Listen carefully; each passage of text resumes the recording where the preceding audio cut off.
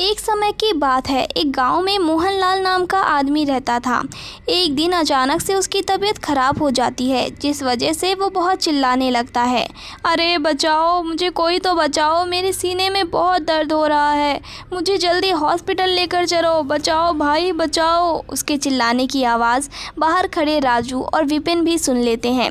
तभी राजू विपिन से कहता है, अरे भैया, ये आवाज़ कहाँ से आ रही है? ऐसा लगता है मोहनलाल के घर से ही आ रही है, चलो चलकर देखते हैं। फिर दोनों मोहनलाल के घर आ जाते हैं, जहां वे देखते हैं कि मोहनलाल दर्द से तड़प रहा है।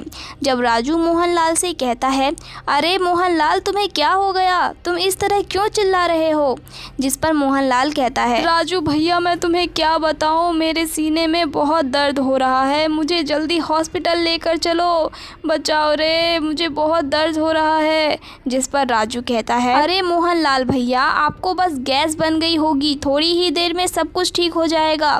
जिस पर मोहनलाल कहता है, अरे भाई, कुछ ठीक नहीं होगा, जल्दी मुझे हॉस्पिटल लेकर चलो, मुझे और तकलीफ बर्दाश्त नहीं हो रही है। लेकिन वह दोनों वहां से जाने लगते हैं। तभी मोहनलाल बहुत तेज तेज चिल्लाता है, बचाओ रे बचाओ, मुझे कोई तो बचाओ, अगर मैं मर गया तो मैं तुम दोनों को छोड़ूंगा नहीं। ये सुनते ही दोनों वापस उसके घर आते हैं और उसे अस्पताल लेकर जाते हैं, जहां वो एक नर्स से कहते हैं, अरे नर्स मैडम, ये देखिए इसको क्या हो गया है, कितनी देर से चिल्लाए जा रहा है, हमारे तो सर में दर्द हो गया है। तभी वह नर्स कहती है, क्या हुआ आपको? आप इस तरह क्यों चिल्ला रहे हो?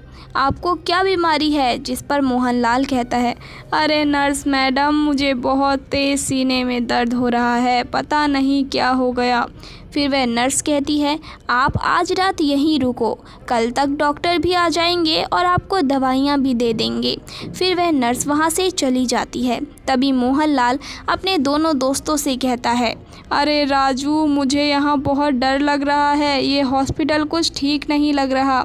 मैंने तो सुना है कि इस अस्पताल में जो भी आता है वह कभी ज़िंदा नहीं वापस जाता। तुम लोग मुझे कैसे हॉस्पिटल लेकर आ गए? जिस पर विपिन कहता है, देखो मोहनलाल, अब तुम्हें अपना इलाज यहीं करवाना है तो करवाओ, क्योंकि इस गांव में इसके अलावा और दूसरा हॉस्पिटल नहीं है, इसीलिए तुम्हें यहीं इलाज करवाना पड़ेगा।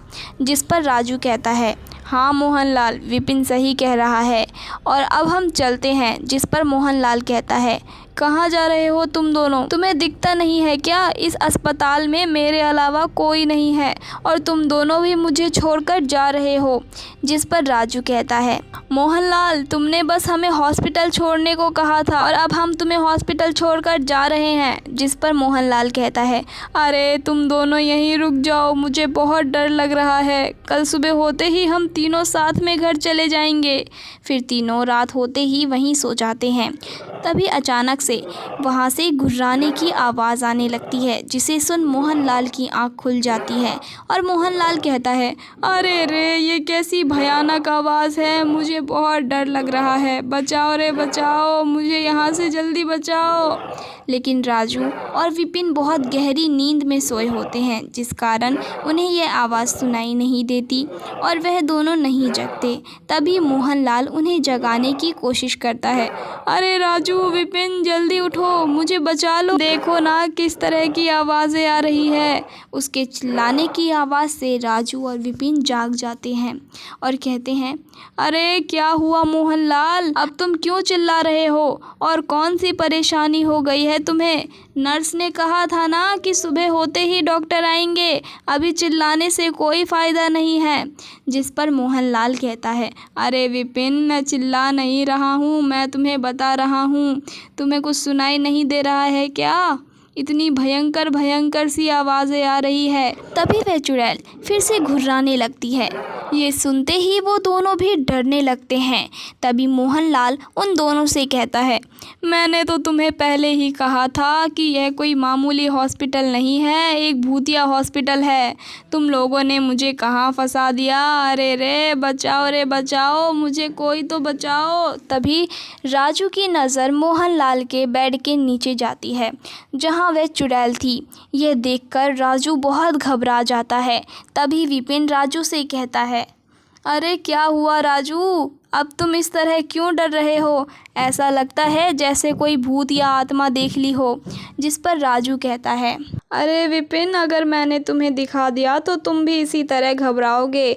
तुम ज़रा मोहनलाल की चारपाई के नीचे तो देखो। तभी जब वह उसकी चारपाई के नीचे देखता है तो वह भी घबरा जाता है और कहता है, अरे राजू, अब हम क्या करें? यह तो एक चुड़ैल है, भागो रे भागो, यहाँ से जल्दी भागो। फिर दोनों वहाँ से भागकर दूर हट जाते हैं। तभी मोहनलाल उन दोनों से कहता है, अरे तुम दोनों इस तरह क्यों भाग गए मुझे यहाँ अकेला छोड़कर? रुको, मैं भी आता हूँ। जिस पर वह दोनों कहते हैं, नहीं मोहनलाल, तुम यहाँ मत आना। तुम्हारी चारपाई के नीचे एक चुड़ैल है और अगर तुम भी नीचे उतर गए तो वह चुड़ैल तुम्हारे पैर को पकड़ लेगी। तभी मोहनलाल नर्स को बुलाने लगता है, अरे नर्स मैडम, जल्दी आओ, यहाँ देखो, हमारे सामने एक चुड़ैल आ गई है। तभी वह चुड़ैल उनके सामने आ जाती है। वह नर्स ही एक चुड़ैल थी जो मोहनलाल से कहती है, मोहनलाल, तुमने मुझे बुलाया?